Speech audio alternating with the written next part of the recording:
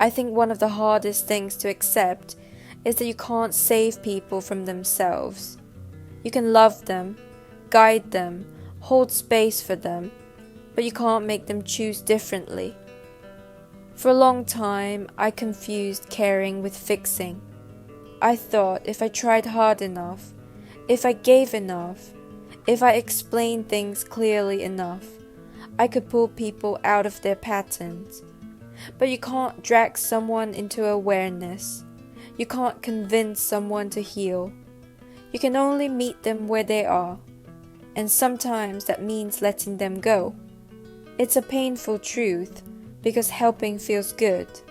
It makes you feel useful, worthy, needed. But sometimes that same instinct becomes a cage.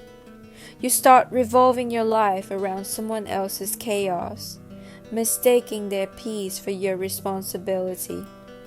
And before you know it, you're drained. Not because they took too much, but because you kept giving what wasn't asked for.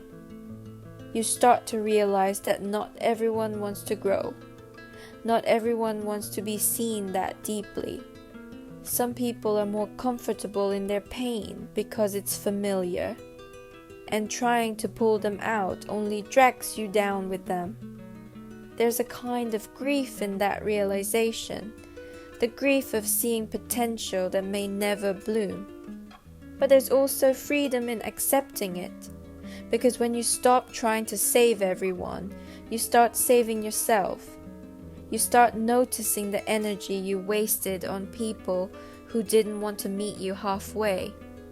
You start setting boundaries not out of anger, but out of respect for your time, your peace, your heart. You learn that love isn't sacrifice. It's not drowning just so someone else can breathe. Letting go doesn't mean you stopped caring. It means you finally understood that care without balance isn't love. It's self-abandonment. And the truth is, you can't pour clarity into someone who chooses confusion. You can't make people see themselves if they're not ready. You can only honor where they are and keep walking toward where you're meant to be. At first, that choice feels selfish, but eventually, it starts to feel sacred, because you realize your peace was never supposed to be negotiable. You were never meant to burn to keep anyone else warm.